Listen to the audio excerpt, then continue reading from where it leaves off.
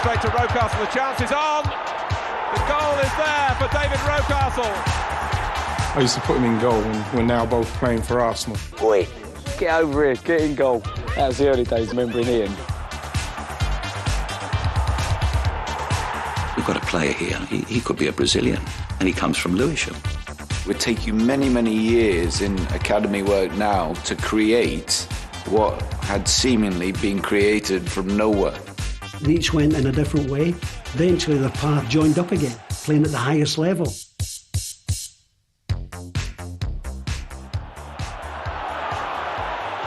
No offside, Ian Wright. Pallister played him on. Rocastle's in the centre. Rocastle, 1-1.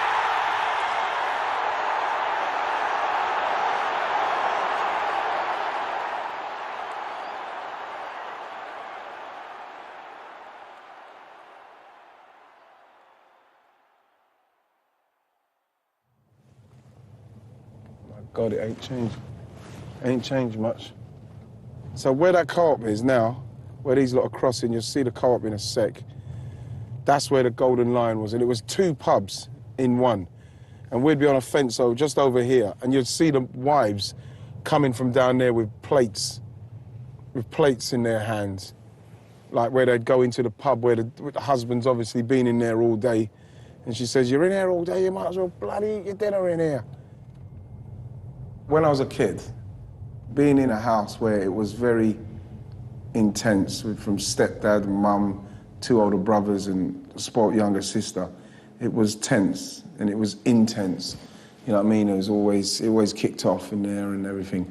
So when I came out and I was able to play football and, you know what I mean, people liked the fact that I was a good footballer and people wanted me on their team and that it was nice to be good at something. I remember when I used to go and stay with my girl cousins, Pamela, Paulette and Margaret in Hatfield, and I used to play in their football games, what they used to have up there, and they used to call me Little Pele. You know what I mean? I used to love that. So it was nice that when I played football, people loved me.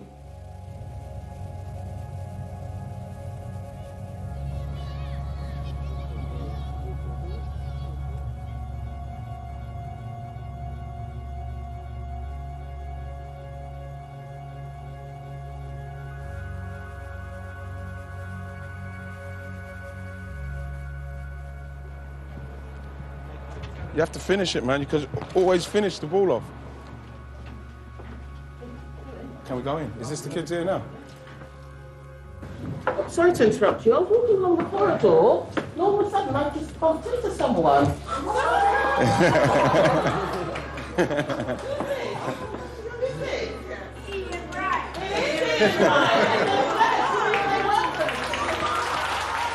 It's a cousin used to always say, you could do a lot better than you're doing. You're not trying half as hard as you should be. And I used to always say, if you put as much into your schoolwork than you do in your football, you'll be okay. I can't emphasize enough how important it is to listen to the teacher, to give yourselves the best possible opportunity to do what you want in life. I put everything into just playing football and wanting to score and wanting to be the best and make sure my touch was right. And academically, I didn't do anything. I can't remember reading anything. I hated playing football. When we used to play football, there weren't no nets. I didn't want to play because it wasn't the same when you're scoring a goal without nets. So it was a big goal without a net, so we used to use the back as a net. It was brilliant.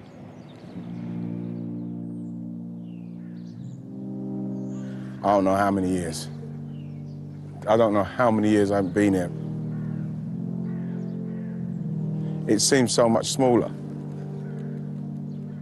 remember when we used to play football with Rocks and that, him and Kevin Arnold, they'd come through the gate down there, and the pitches were faced the other way. They were coming this way more, whereas they're going that diagonal at the minute. And he would try and sneak off. He'd try and sneak off or something, because there used to be the player you could play in there and all that sort of stuff. And that's where I used to pull him and say, come on, in goal. We used to walk up the park with a few friends of mine. We used to come and play on the swings because we were younger players, younger lads, and we didn't want to join in with the big boys. And they used to see us, and they never used to have a goalkeeper. because they all wanted to be Pelés and Maradona on the pitch. So we used to be walking past and it used to be one of them, "Oi, get over here, get in goal." And obviously we were only little kids at the time. And compared to them big men, and then when they set the ball at us, we never really fancied it. But like I said, that was the early days of remembering Ian bullying us. Well, people saw me as the older player on the estate because they knew I could play football. And he was the young guy on the estate. And I didn't realise how good he was until, like I say, when he used to be in goal, then all of a sudden he'd get the ball at 10 and just go through everyone. You know what I mean? That's when you realise that he was good. But I honestly, even then, watching what he was able to do and that, I didn't realise it was going to go like it did for him.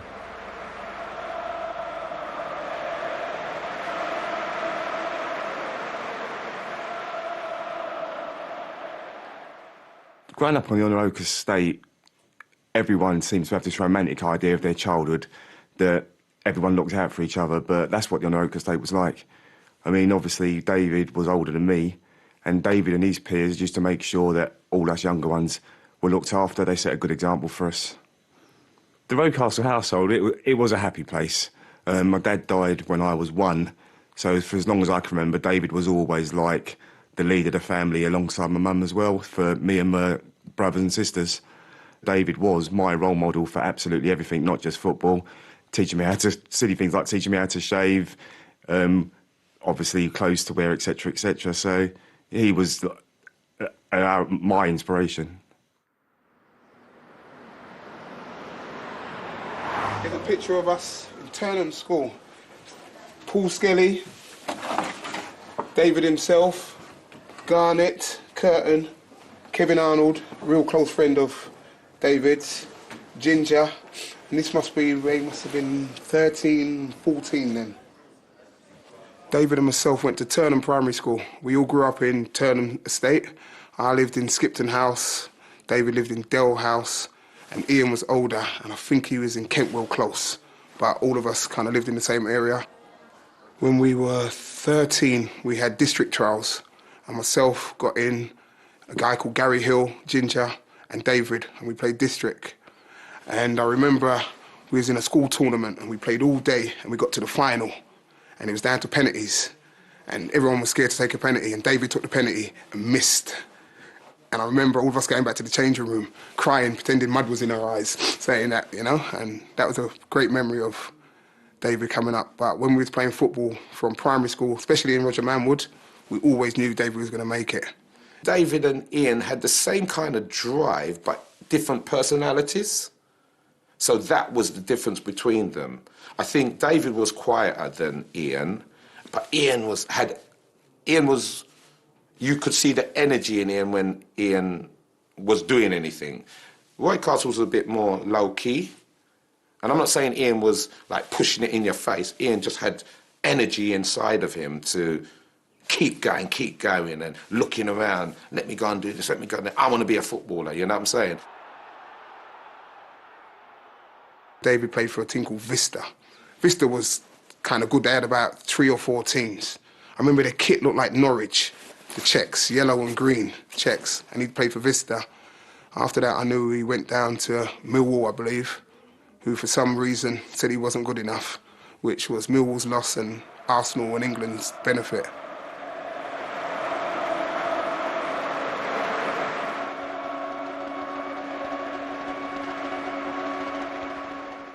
I was working as a sports instructor at Tollington Park School, and we played David's school on the AstroTurf at Market Road. And, well, they beat us quite comfortably. We had quite a decent team, we thought, but David tore us apart. He scored so many goals in that game that caught the eye. In fact, it would have caught anyone's eye, to be honest. You had to get in touch with the school to speak to the player, and they said no, fine, you can have a word with him, but he wanted to be loyal to his school, and he said, well, I'll have a word with my sports teacher, and that was the start of it all, really. We used to train on a Monday and a Thursday when we were 13, 14 as kids at Arsenal. I come in from Dagenham on the district line, and he came up from South London. And in those days, Arsenal were very selective with the kids. I remember going into the West Ham facility, training ground, and there was about 30, 40 kids running around like idiots. It was kind of a bit farcical, but when we went down to the Arsenal, it was pretty stylish. 7:30 a.m. A First Division footballer sets off for work. He's heading for Highbury and then on further north to the Arsenal training ground at London Colney. Well, I remember hearing about it. I think he's got to go all the way to North London. Sometimes you're on the platform waiting for 45 minutes, like you're having a bit of a panic up because you think you're going to be late, you know. You don't drive? No, I've been taking lessons and hopefully I'll have my test come through soon. And that'll be a bit easier for me, I hope. I'll pass it. It's a bit of a rebel, a bit of a rogue, really. I was a good East London boy. He was a South London tough cookie. Rocky signed for the club in about 1982, and I joined the board in 1983, so our paths really overlapped almost immediately. And I would see the youth team play virtually every time I could. And after about 3 or 4 weeks, I remember coming home and I said to my wife and the kids, you know, we've got a player here. He could be a Brazilian. He's got the skill, he's got the technique, he's got the body. He could be a Brazilian player, and he comes from Lewisham. And all the time I was lauding his praises. I was kept on saying, you know, this boy, he's going to go the whole way. He's sensational. And so much so that when it was my birthday, my wife bought me a wallet for a present. And inside the wallet, where you'd normally think where the photo place is, should have been a picture of her or the family. It was a picture of Rocky. So I thought that was sweet.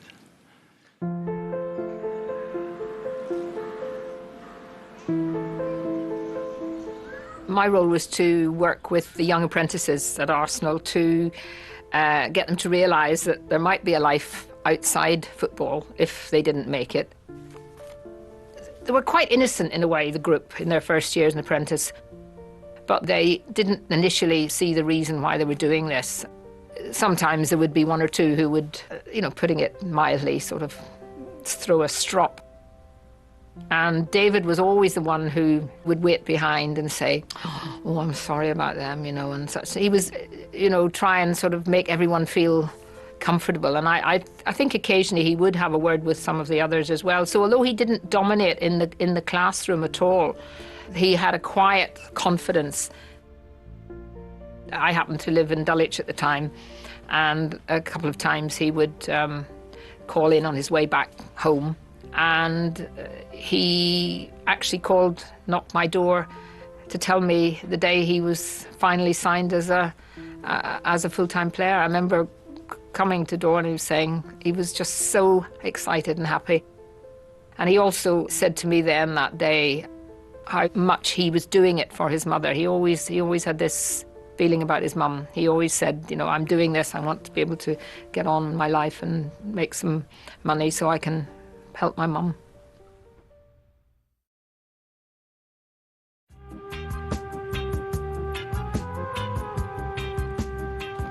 The barber shop here, look. Too long, Paul. How are you, Ian? How are you, Mama? Really good, really good. Yeah. Yeah, you remember the day when... Look at us, look. Yeah, man. Yeah, look at this up there. Look. That's it. You hear him? At Arsenal. Yes. I remember walking down here. I was coming from Malpas Road, walking down here. I met two guys, can't name them. That's the shop there. I met two guys, and before I knew it, they turned in there. They grabbed a load of stuff, and before I knew it, I was running up here. It was a jeweller's. They went in, they nicked about 4 or 5 boxes of rings and ran. And that was like about the company you keep kind of vibe. When people say about the company you keep, I wasn't even with them. I was literally coming back from like an ex-girlfriend's house who lived on Malpas Road, and I was just walking past, and I bumped into them, like I'd say 15 yards, maybe 15, 20 yards before they got to the shop, what they were obviously, they turned in, and then I was saying, what are they doing? So but when they came out, I just started running as well. And that was one of the things that made me think, Jesus Christ, man. Look how easy I could have been wrapped up in foolishness that had nothing to do with me. At that time, being a professional footballer was like a million miles away from my thinking, because with all the rejection through my teenage and adolescent years, I just thought that it was something that passed me by. I didn't get an answer from Chelsea. I should have kept the letters. I got answers from West Ham, got answers from Arsenal, I think. Palace. It just so happened that whether it's luck or whether at the time I wasn't good enough or I was too small, or I don't know what it was, but I just never got scouted. I used to be going to get the bus to go do my training with Arsenal, and I used to see him on the bridge, and I used to have a moan at him, really, even though I was younger than him. I used to moan at him because he just saw such great potential, and you just wanted to see, you know, what it'd be like playing in the First Division. And, you know what I mean? Dave, he would, honestly, he would dig me out. He would say, you know what I mean, I've seen you, you should be doing it. You can play professional football. But like mine now, I was exhausted trying to do it. This is it, this is the bridge. So that's the bridge that leads to Crofton Park. I'll be coming here because I've got to go down there to get to our block of flats, and Rocky would be coming from down there to come here. And we'd probably meet about here. I bumped into Rocky when I came from Brighton. I remember telling him that that's just basically it for me, because like I can't do any more than I've done at Brighton. So I would have been just coming up, just gone 19, so 20. So he's just come 16-ish. And this time Rocky was just like really flying. His body got different. He looked really a lot bigger and everything. And I remember him just saying, yeah, but that's just what happens. It just happens.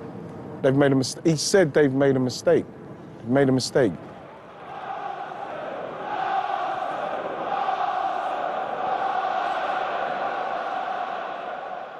We'd been training at London Colney. I had a meeting with them afterwards, and I was laying down the law about things that they can do and things that they can't do, and the things that we expect of them at the club.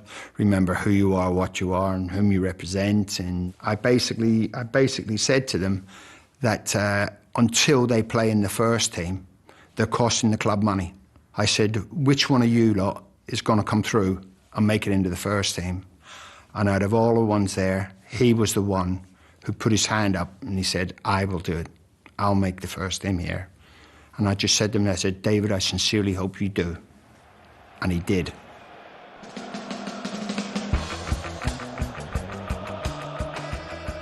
We had 3 managers in the first 3 months of coming through, you know, that age group. We had Don Howe, Terry Neal, you know, and then finally George came in. So it was turbulent times, and but underneath all that there was 6 all went on to be internationals. Call it the arrogance of youth. I think we just blasted our way through, to be honest with you. By the time we were 19, 20, we were all in there, and you couldn't hold us back. We pushed all these prima donnas to one side and burst through. There was definitely a feeling, and maybe it comes from every young group that's really special, that there's always an older group trying to hold them back, because it's a competitive world. They're fighting for their lives, aren't they? You can't allow the next group to come and take it from you. You know, I would have probably been no different. Like they do up north, especially at home. There was groups at the club which I didn't like.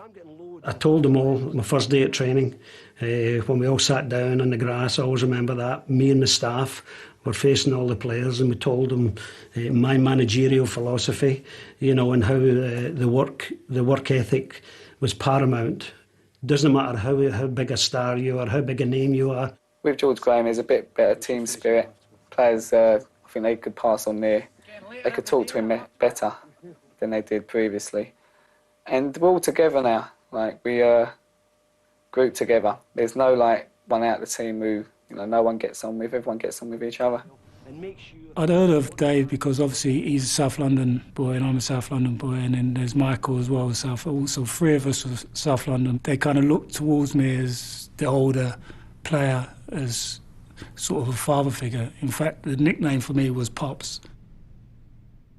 We had no airs about us. We knew who we were. We were all special, but we just got on with it. And with David, if he was here right now, it'd just be David. There's nothing, you know, not like a star. He'd just be himself. He was a fighter. He wouldn't have backed down. He wasn't one to run away.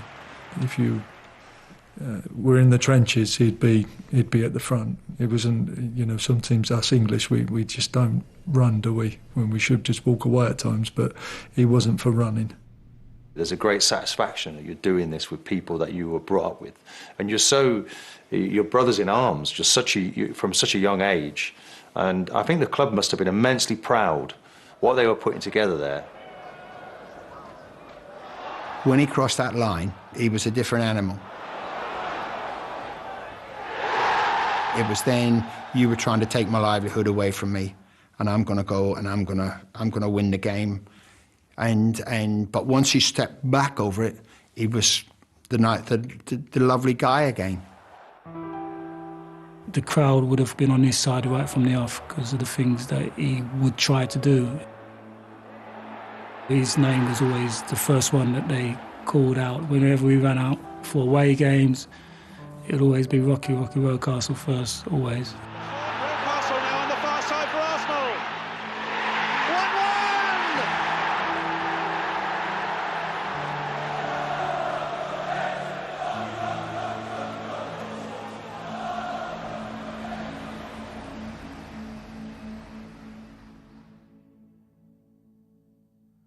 1-1. The original recommendation, you'd come in and said, I always remember you saying, I've got this kid who's training with us at the moment. Yeah. He said he looks a little bit special.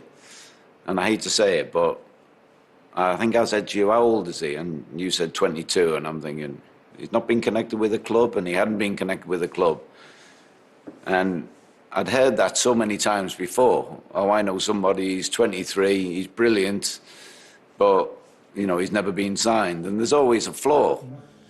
I was on trial with Dulwich Hamlet. Never played for Dulwich Hamlet. I'm hearing people saying, "Why don't you do more for Dulwich Hamlet? Why don't you do?" I didn't play for those teams. I left Sunday morning football and went to the second division. We only had him for 4 weeks, and we put him on just a form. It wasn't a contract, and then just a league form. Yeah, and then the Palace asked if they could have him. That was fair enough for me. I love to see him go on, you know. Ian went and did a pre-season with Dulwich Hamlet, who was managed at the time by Bill Smith, who's a great colleague and friend of the club here. So I take myself along to King's College Sports Ground in Western Road, Mitcham here. And lo and behold, the very evening I turn up, there's a training game going on, possibles versus probables. And I think Ian scored 4 or 5 goals like prior to half-time, at which stage Bill took him off, and I then sort of introduced myself. His probables would have been his regular players, and his possibles would have been all the trialists that he invited in. Yeah. So, and Ian must have been one of those. From Peter Prentice, all I got was kids definitely got something a little bit special. When he first started training with us, it was one of those, an element of disbelief. Players who come in on trial are usually determined to do well, and they're sort of stiff and want to be seen to be doing the right things. And yet he was lovely and relaxed. In everything we did, more or less from day one, you just thought, what's wrong? All the qualities you look for in a striker. You know, it would take you many, many years in academy work now to create what had seemingly been created from nowhere.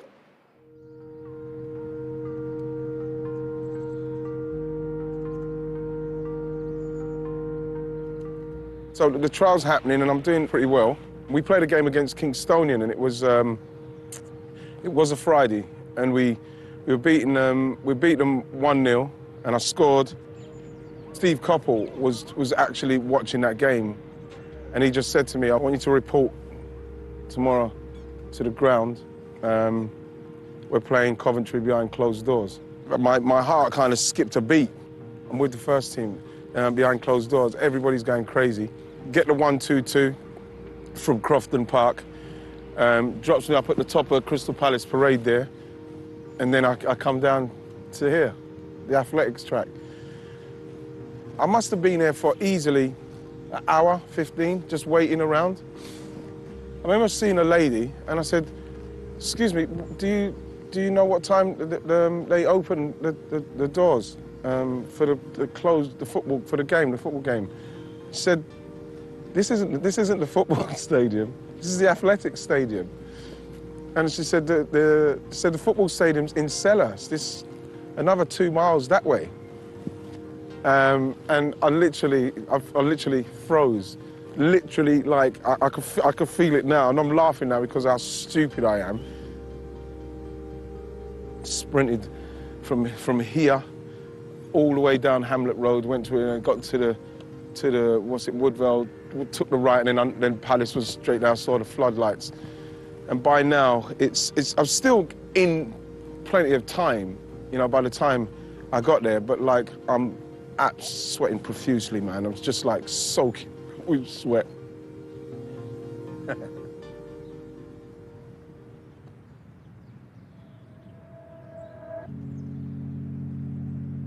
He trained with us for 3 days. And then I spoke to my chairman, Ron Nodes, and I said to him, you know, this kid's exceptional.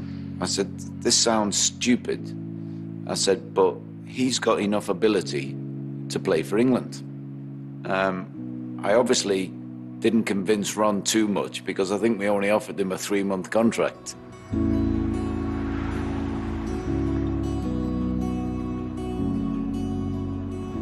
So different. A career in football had never entered my mind until Steve Coppell said he's signing me on a 3-month deal. I was 3 months off my 22nd birthday. So it wasn't something that was happening to players of that age. He's pulled me in the office and he said, "We're going to sign you on a 3-month contract, £100 a week." I was stunned. And I phoned my mum, and I remember just saying, "Mum, I'm a professional footballer. I'm signed for Crystal Palace for 3 months." And she started crying, and I started crying because I couldn't believe it. I remember in my head I was thinking, but I'm actually earning £105 a week from Tunnel Refineries. But I didn't really say anything to him. I just said, "Yep, that's fine." I didn't think that I was in a position where I should be negotiating another £5 from Steve Coppell. Rocky always said that you're better. You're better than the people I play against when he was playing in reserves, when I met him on the bridge. And then once I got to Palace and I played with these reserves, played against the reserves for different clubs. And you know what I mean? He was right. Yeah, lads give me a bit of stick because in training I've been having a bit of a nightmare recently, and I've been having bad headers, bad shots and everything, so they've been getting on to me a bit, and if I score a goal I think it'll shut them up. Comes through to Rocastle. He thought about hitting it first time. It's past the post for a goal kick. The first leg we played at home and we lost 1-0. The second leg we won at Tottenham 2-1. It went to the replay, and very late on the ball was bobbing around in the penalty area and Rocky got there first and with his left foot managed to score. O'Leary with the kick. Deep one. Quinn hoping to get on the end of it. It comes for Allinson. Driven first time. It might go anywhere. Rocastle! Arsenal are through to Wembley. And we won 2-1, and it was a great excitement, and the whole of White Hart Lane with the Arsenal fans went crazy because it was one of their own boys who'd scored it. Amazing record of Arsenal.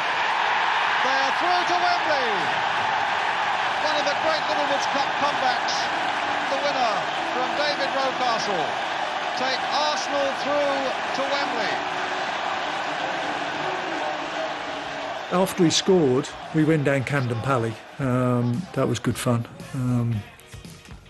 Never was a dancer, you know. I used to throw a few shapes, you know, get on the floor and stuff. He would just kind of have his little drink, you know, rum and black or something ridiculous. And number 7 there, David Rocastle, the man whose goal in the dying seconds of the third match in the semi-final contest against Tottenham brought Arsenal to Wembley.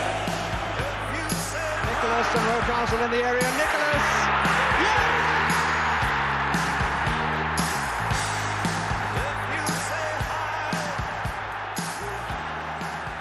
You couldn't speak highly enough of Rocky. And I'm not being funny, he used to really piss me off a little bit, to be honest, because he had no faults. He was like brilliant footballer, brilliantly talented, unbelievably good looking, a really bloody nice bloke. And you start to think, there must be something wrong with you. You must upset someone. Do you know what I mean? Someone must dislike you. And nobody disliked him. Even though he was a young player, I think he thrived on the responsibility. And you can see his confidence just grow and grow and grow. He played the game like he was playing as a 9-year-old would play, or a 10-year-old.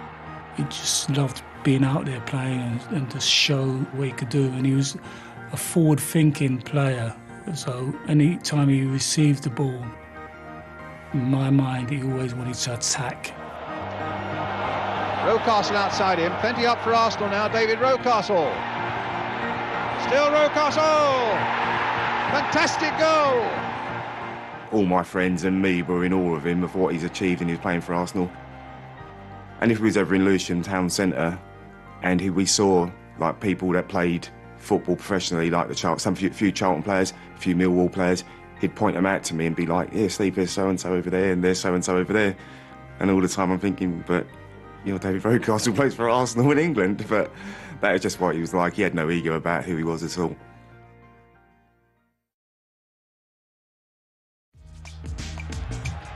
At the time, in that season, he was the best that there was around. As simple as that. The goal is there for David Rocastle. Everyone was giving me a lot of stick with the donkey stuff and everything, and no one was having a go at Rocky, and Rocky kept on destroying the teams. It struck, a fabulous goal by Rocastle. I said, keep going, get up, come on, throw another carrot at me, and then Rocky goes and gets 2 goals or 3 goals or makes a goal. I can't believe this is great.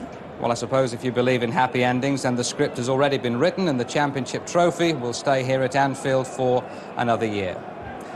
Well, that's the obvious conclusion, that Liverpool will win the double, just as everyone said they would 12 months ago. The onus very much on Arsenal, but a 1-0 Wimbledon-style win is no good to them. They've got to win, and they've got to win well. For me, it is an incredible up and down moment, because obviously after the low of drawing with Wimbledon, and we could have won the league at home in midweek, the disappointment of that, and I remember leaving the stadium on a downer a day or two later, after Liverpool basically smashed West Ham, thinking it's over.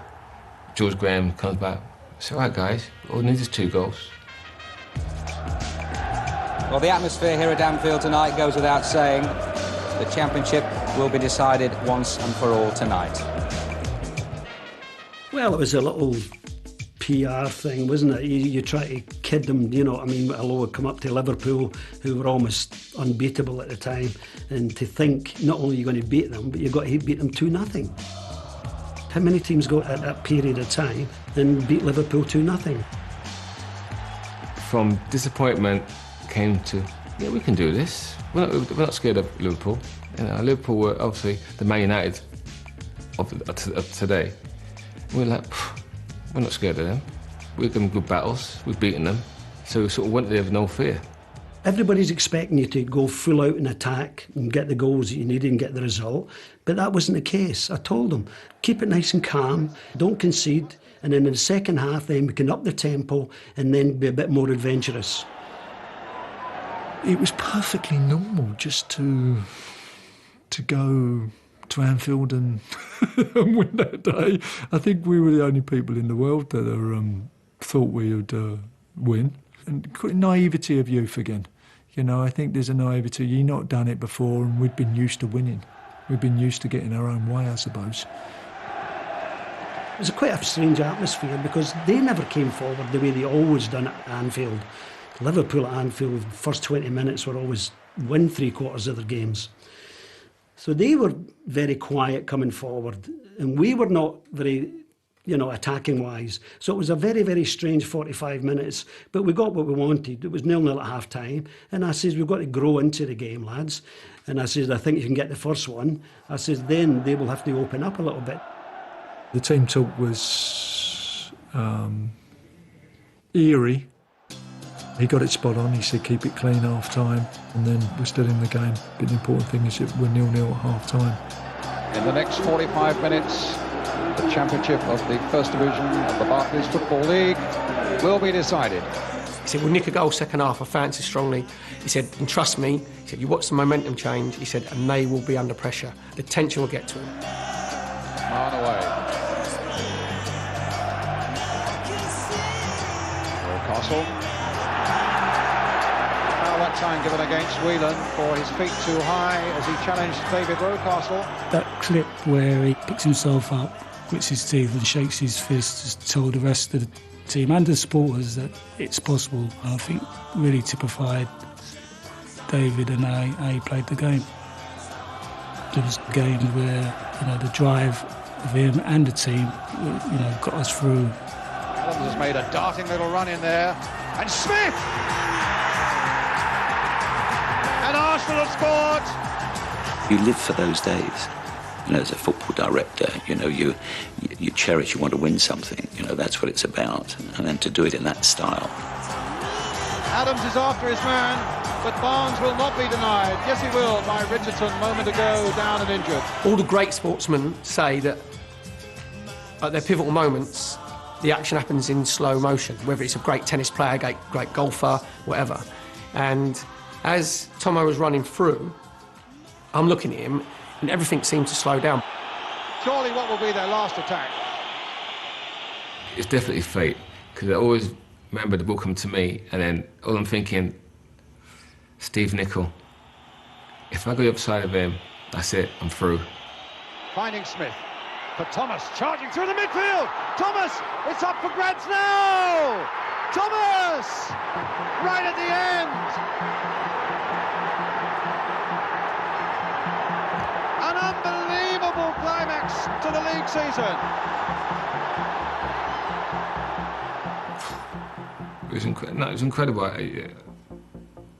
It's what dreams are made of, and it was for us.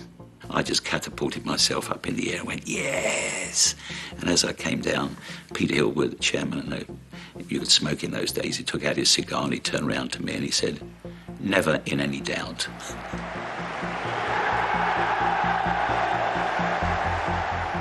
That smile when we won the championship, that smile, it was just like a beam when he just arms so wide that we've finally done it. You know, we won a league together, and see him come towards us smiling, massive smile.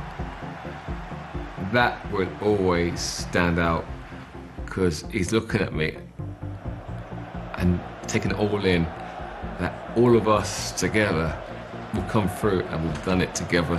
We just give it a go, we just give it our best shot, and it worked out for us on the night. I think we ended up in a nightclub in Southgate. I think I lost my blazer. We had Arsenal blazers, and I think so weirdly, I think I got it back about 10 years later. A guy gave it back to me. That was like the Rolling Stones and the Beatles getting off. Everybody's mobbing all the players. No one was really bothered about me, to be fair. So I got off, and everyone went, all right, you know. And then Rocky got off, and it was like a pop star getting off, going into the nightclub. And then I think a load of lads gave their blazers away, which they got fined for, so that was funny, like ties and everything. We didn't get there till about 2:30, 3. We was probably in there till about 5, 6 in the morning, and it was absolutely mobbed. That team, to me, seemed to be like just a team of mates that happened to be playing for one of the biggest football clubs in the world. They all come through the youth team together. I mean, this famous quote from Hansen, you never win anything with kids. Well, I think it's a couple of years too late for that, because Arsenal had already proved it.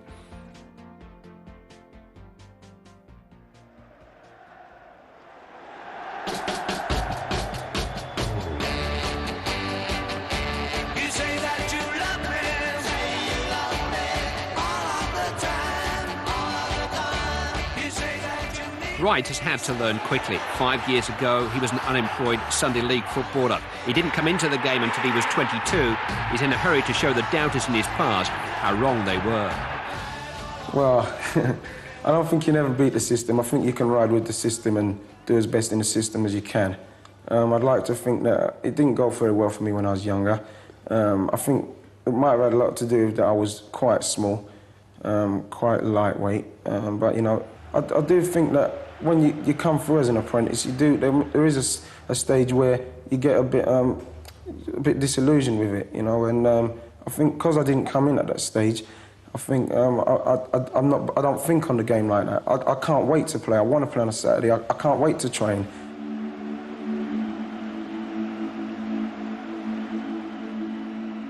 When you'd done any kind of little thing what they liked, even if a ball came and you controlled it well and passed it, they clapped. It's just unbelievable. Everything was like, oh, they loved it.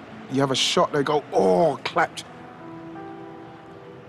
I didn't feel nervous because I was so confident in that when I was going to be out there with the skills and everybody, they would love the skills, the fans. So the more fans there were, the more I felt comfortable doing it because I just wanted to show off. We were so pumped up. The crowd was exactly like we thought it would be. It was brilliant in here. We get a break, ball comes out, Alan Partridge whips it in with the outside of his right foot. I never even celebrated. Just ran back. We were all over him. Eddie went through and he got pushed down, and that was the penalty. David Madden, he went in, took it. I never even looked, I just heard the crowd. The crowd ended up on the line. They were literally on the line. You couldn't take a throw on, the crowd were on the line. Remember, Eddie broke from here, went down to the line, crossed it, and I was in between two of them.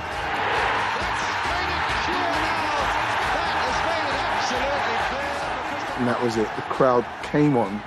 Unbelievable. It was easily, for me, it was the greatest day of my life to that point.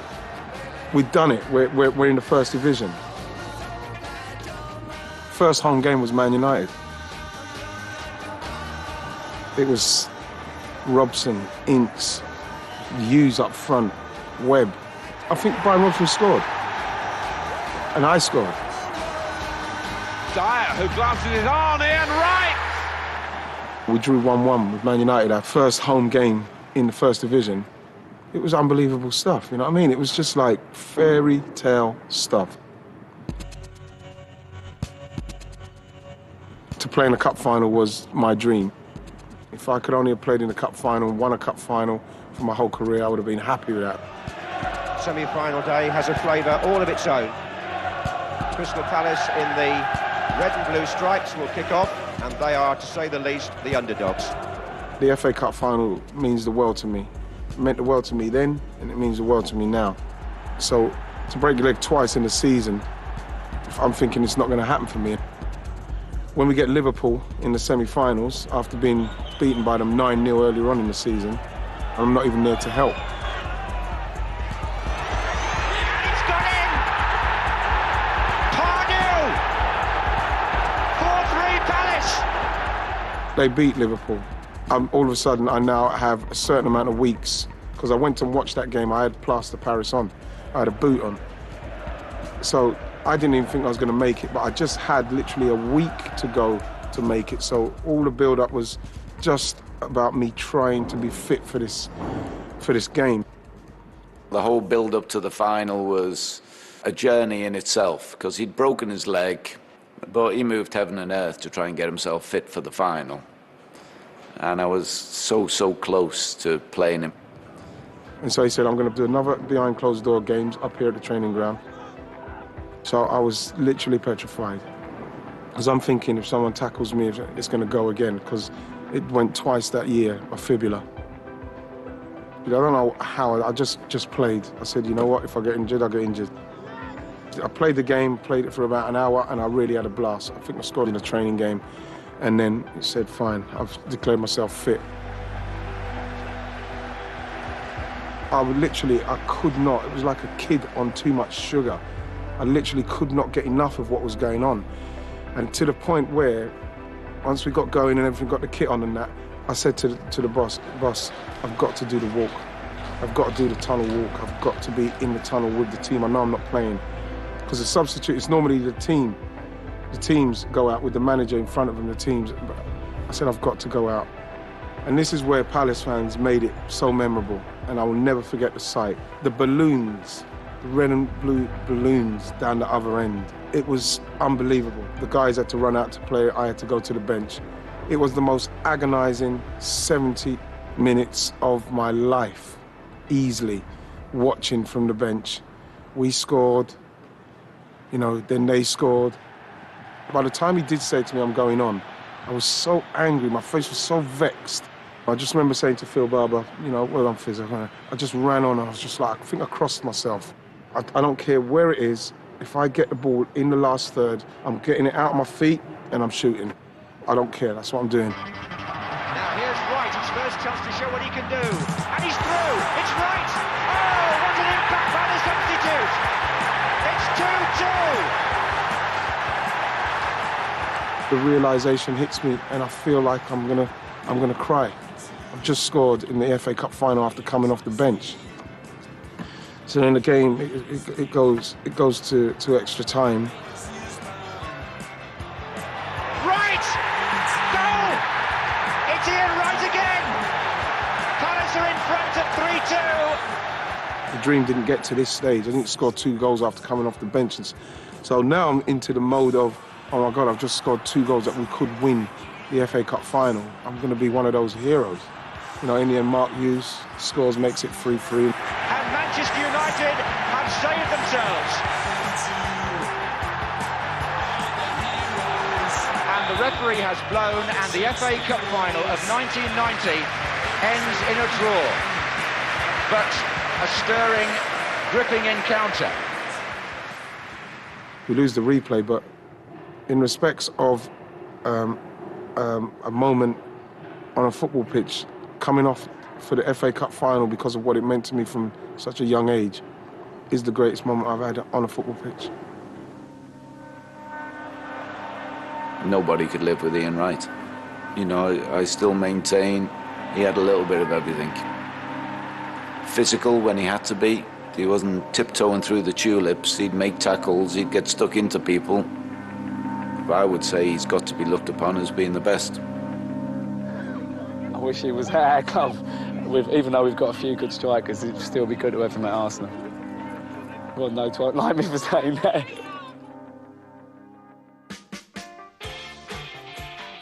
We won the league in '91 at a canter. But here's Limpar, and Leeds are doing the chasing back now. Limpar for Arsenal, 1-1, and a wonderful equaliser. A goal for Arsenal. Off goes Campbell, and Limpar has played him through.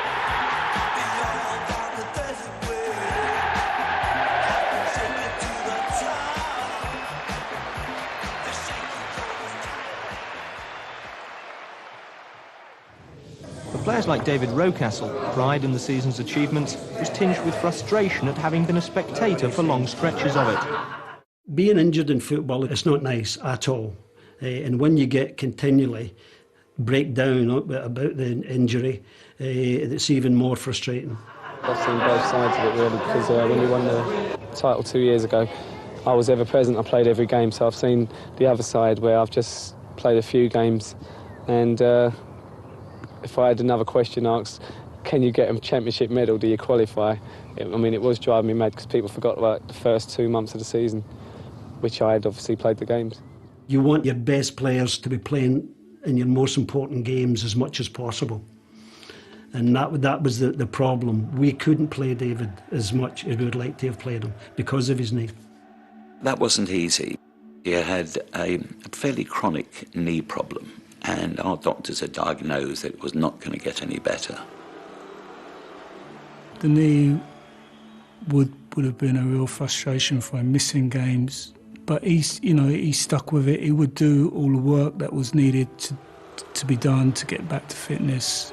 But not being able to play and missing out on games, I do remember, would frustrate him. He wasn't lightning quick, but he was explosive over like 10 yards and very aggressive. I think it's only testament to his mental strength that he played through a lot of his knee injuries. And his performance level probably dropped just a tad from what he was, that pivotal player. I'm not going to say anything about next season, because after last season I said I'm looking forward to this season, and it's gone how it has, so I'm just going to say I'll report back on July the 8th.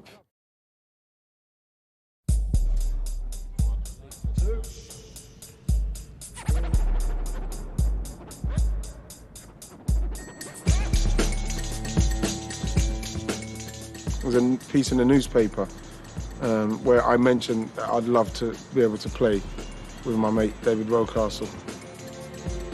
I used to always talk to him about what's it like at Arsenal, what's it like the pressure of having to play for a club like that, and he said, you know what I mean, it said once you're out there and you're playing, if you're working hard enough, pressure of that doesn't bother you, because at the end of the day you're going out and you're doing it, you're just doing the good stuff, you're continuously doing the good stuff. We finished third in the top division with him. And these days we would have been in Europe. And it might have been different, but I don't think so. You know, he was destined to be at a top club. There was nothing in the papers about Arsenal looking at him, this one's looking at him, nothing. There was nothing. And so I remember we played against, I think it's Villa or Oldham, I can't remember who it was, but we beat them, come into training on the Monday like normal, and Steve Coppell just said to me, we've accepted a bid from Arsenal.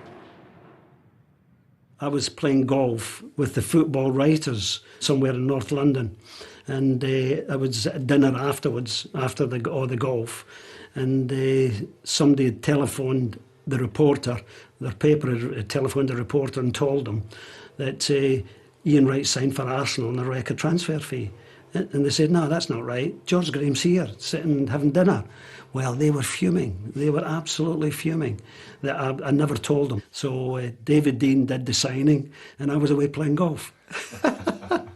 On the other side of the transaction was the chairman of Crystal Palace, Ron Nodes, and of course I was sitting on FA and league committees with him. And so I rang Ron up, and I had to be a bit careful, because I know Ron knew the value of everything, and so I said, well, Ron, you know, we could be interested in one of your strikers. He said, well, who? I said, well, either Mark Bright or Ian Wright. We really wanted Ian, but he said, no, there isn't a price. I said, well, give me a figure. He said, 2.5 million. So there's a pause. I said, Ron, I'm offering you 2.5 million for Ian Wright, and I know you're a man of your word. And there's silence at the other end of the phone. He said, OK, David, done. And to his credit, we did the deal.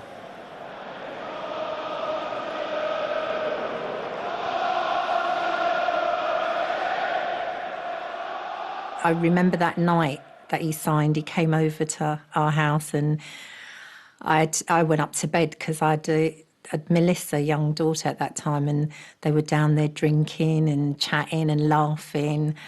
You know, I was really looking forward to the fact that they were going to be playing at Arsenal together. We were just like kids. We were talking about Arsenal literally all night. He's telling me about all the players, Dixon, Tony Adams, what Mercy's like, how you get legendary status instantly if you can score against Tottenham. We went on till 3, 4 in the morning just talking about Arsenal and what it's going to be like and how great it is. It was like yesterday for me. One goes one direction and one goes in the other. You know, where Ian, he went the amateur route until he was 20, 21, you know, with non-league and all that, and then eventually to Palace, and then eventually to Arsenal, you know, a little fairy tale really, isn't it? The Arsenal fans weren't really happy. They were more saying, well, what are we signing him for? We don't need him. I think it was the week previous they'd beaten Sheffield United at home by 5-2 or 5-something, I don't know. And I think Kevin Campbell was just coming and do some really good stuff. So when you see that, you get doubt. It's record money for Arsenal. You know, at the time, £2.5 million, and you know they're gonna want to return. He was a scared little boy because this is the Arsenal. He'd never scored against the Arsenal. He'd never scored against me. And he was quiet as a mouse. say that with all seriousness. He joined in the big boys, you know. When he played against Arsenal, I'm sure it was like he tried even harder and stuff, and that's why maybe he never scored. And for the first game, when he named the team, before we went to Leicester in the kind of Little's Cup, whatever it was, I weren't starting. It was Kevin Campbell and Alan Smith up front, which when you look back, is a logical thing to do. None of them had done anything to not be playing. So then, you know, in the afternoon, I got a call from George Graham. He said, Alan Smith's ankle, something's wrong with Alan's ankle, whatever it was, so I'll be starting. Leicester fans were singing, what a waste of money. And then I get the opportunity. That's a great effort, and he scored! From absolutely nothing, Ian Wright has paid off the first tiny part of that huge transfer fee. That was me off and running. And everybody is talking about me because I scored on my debut, and now we're playing at Southampton, and that was one of my greatest days. Someone put me through, had the shot, Rocky comes in, gets the rebound. And that's that picture with me on the floor with my arms up and Rocky running over to me. I was just happy that I was involved because I knew that I kept the momentum up, I'm looking sharp. And then, you know, in the second half, it just all happened for me. Anders put me through for the first goal. But I was just playing in a team that was so good. Merce, Rocky, Michael, Anders. And again, a ball came over, it went into Tony. Tony Adams heads it, Alan Smith flicks it in. I'm straight in, it was a great touch from Smudge. Bam, slotted down to goalkeeper's left. And like now, it's just like the Arsenal fans, because they just packed that end of the Dell. It was absolutely packed with Arsenal fans. And then the last one, Anders, he'd done some brilliant skills. And Alan got it at his feet, tried to curl it into the far corner, but the goalkeeper pushed it away and just blasted it in. I've had some unbelievable moments. I think this one, at the end of it, with Rock playing as well, both of us, where he come from, him scoring the first and me scoring the hat-trick. I used to put him in goal, and you know, we're now both playing for Arsenal. And you just see the joy that Rocky got out of Wrighty scoring a hat-trick. You know what I mean? His boyhood mate who's come to Arsenal and you know, getting a hat-trick, and it was just pretty special, the bond. It was like telepathy. They seemed to know each other's game. They loved playing with each other in the matches. They loved training with each other. Some people just click on the pitch, and I think because they were so close, they did have a little connect. You could tell on the pitch where Rocky would have a sixth sense where Wrighty was. No offside, Ian Wright. Pallister played him on. Rocastle's in the centre. Rocastle, 1-1. Delight for Arsenal. We had pace, we had technical ability in midfield. It was an easy team to play in. We were good, we could match any team up. I don't know, that season as well, I think they didn't start too well. Otherwise, I think we would have probably gone on and maybe won the league again. We just missed out, but yeah, I won the Golden Boot that year. I remember we played up at Manchester, and the best image I've got is Rocky doing an unbelievable bit of skill on Paul Ince and Brian Robson, and then chipping Schmeichel. David Rocastle, it's been a renaissance for him this season. After that first season and the way we played, you know what I mean, when that season finished, honestly, I was so excited. When Wrighty came, just the feeling that his mate, one of the best mates that ever arrived at Arsenal, he's going to enjoy how big a club this is and enjoy it for what it is. And then, you know, he left in the summer.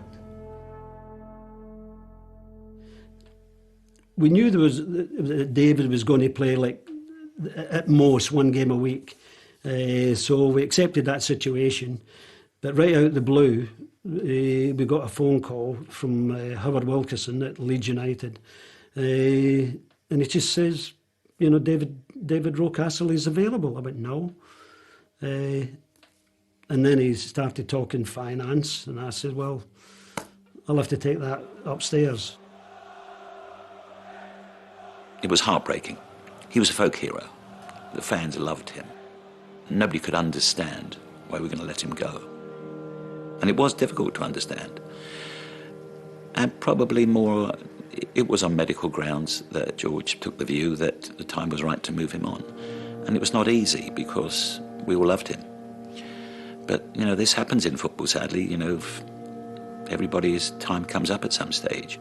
I want to be successful for Arsenal. Rocky had changed professionally.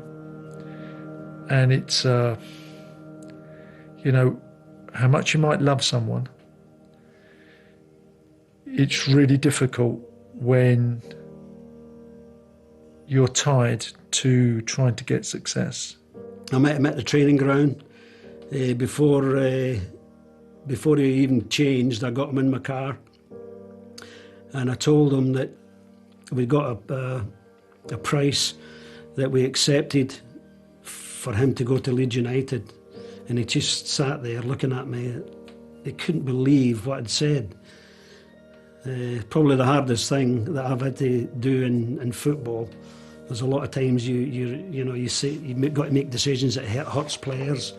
But that was the hardest one I ever made, actually. And David, actually, you could see him, he started crying.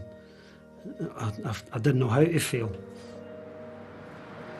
After the training, he used to come down here, he used to pick up the Daily Express, you know, sitting here, enjoying the day. But the only thing I will cry about it, you know, it was the day when I see David so upset. It was the day when he says to me, Paul, I'm going to Leeds, and he didn't want to go at that time. He didn't want to go. Oh, my family's down here, he says, you know. I don't know anybody in Leeds. I did not envisage at any stage that he was going to go. It didn't even come into my mind that that was going to happen. So I remember when I went into training that morning, he was outside, and he was crying, and I didn't know what was going on. But like, he couldn't speak properly. You know what I mean? He said, "Listen, I'm leaving. I've got to go and speak to Leeds."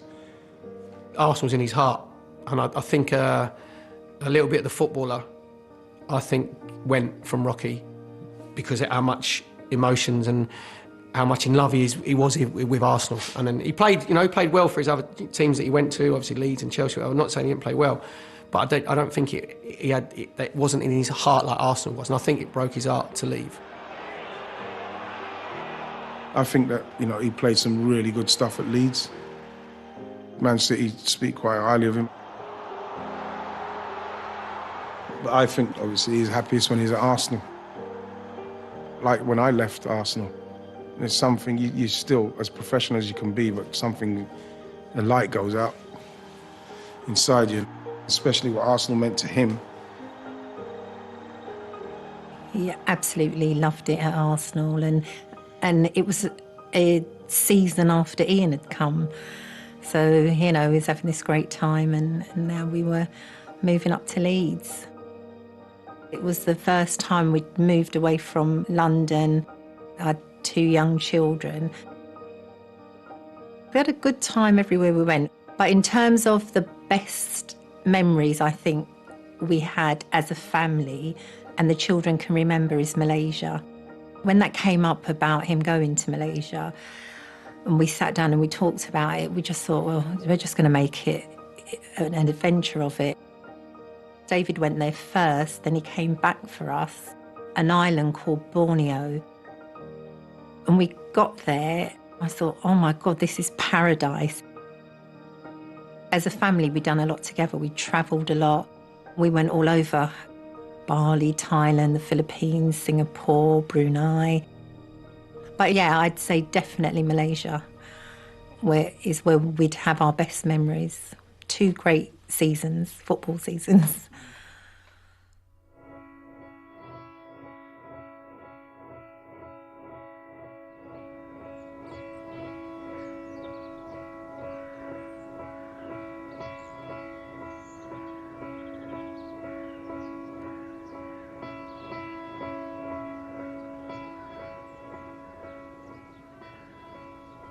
I got a phone call and he said, yeah, he just said it pretty, kind of said, I got some news, got some bad news. It was in and around after Malaysia, and he said, yeah, I'm you know, I've got cancer, lymphoma, and he said, no, but and he kind of said it in a way and played it in a way that, you know, it's not a really bad one. It's okay, you know what I mean? I'm gonna be all right. I've got to maybe do some chemo, but I've got to see someone else. But you know what I mean?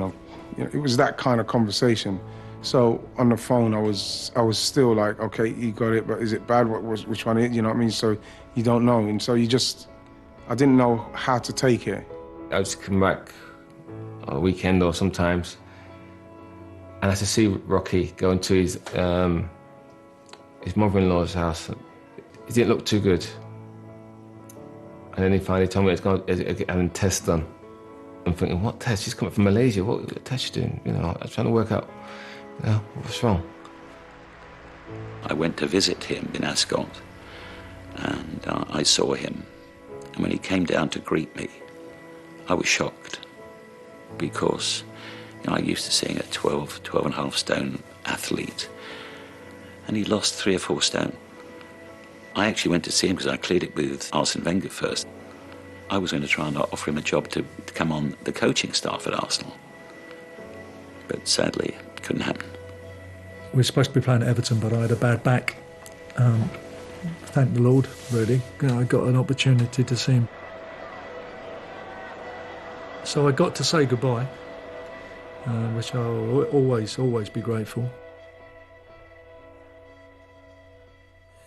2 days before he actually passed away, I went to the hospital to visit him, and I was told that it's family only.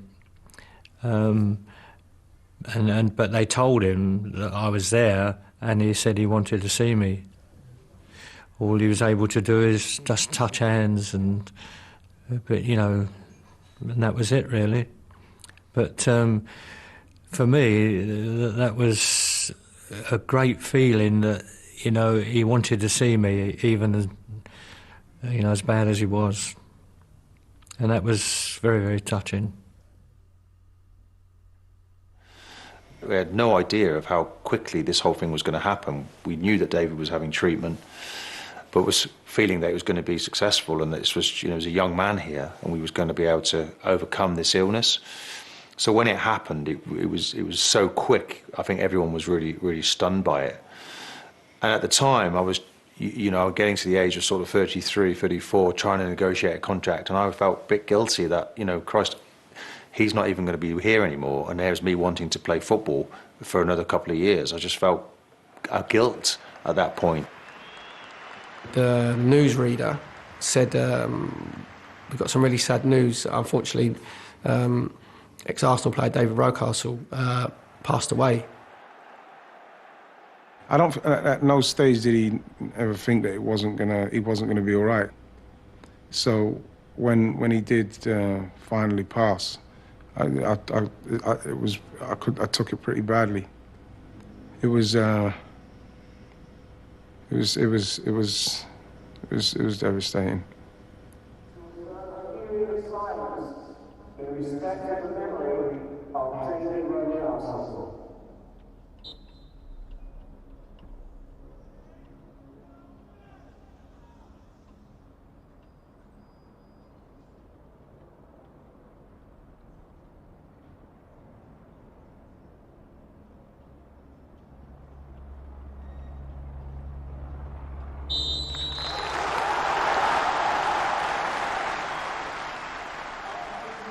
Spurs fans were, you know, there wasn't a pin. You could hear there was silence all the way through that minute.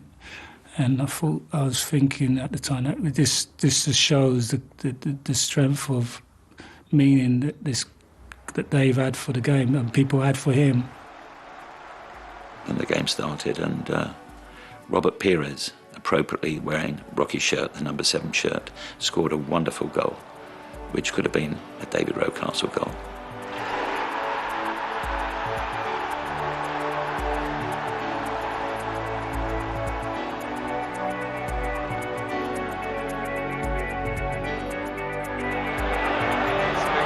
Only straight to Rocastle. The chance is on. The goal is there for David Rocastle. Jan, I don't like this. No. I don't like this. Somebody should have said.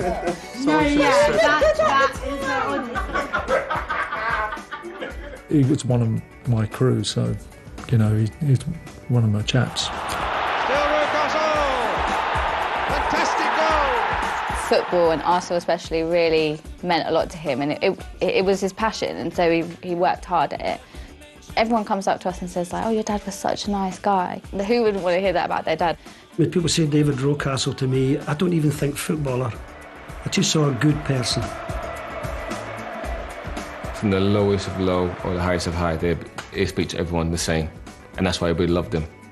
Back in those days, you know, coming through the academy and playing on the right wing for Arsenal, wearing the number 7, it's what a lot of people dream to do. So the fact he did it, but managed to stay humble, he never let the stardom change him. And his name, trust me, it will be passed down from generations. Life is all about achieving, and he did achieve. But someone to make it on that stage playing football, what all of us loved, fantastic. Everywhere he went, people liked him. He was just a magnet for everybody. The crowd would have been on his side right from the off because of the things that he would try to do. People just come up to me and say, you know, your dad's a legend, and he still is. He worked so hard. Rocastle now on the far side for Arsenal. Oh my God, what did I say to you? I said, As a director, you're not really supposed to have favourites. Unashamedly, Rocky was my favourite. I loved him dearly. Driven first time, it might go anywhere. Rocastle! Arsenal are through to Wembley. To say that the whole area was proud of him is being an understatement. It didn't happen in this part of town. You know, a player, a young black player as well, going and getting through and being brilliant. He was brilliant.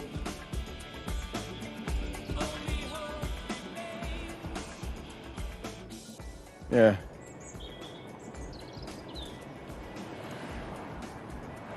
Rocks.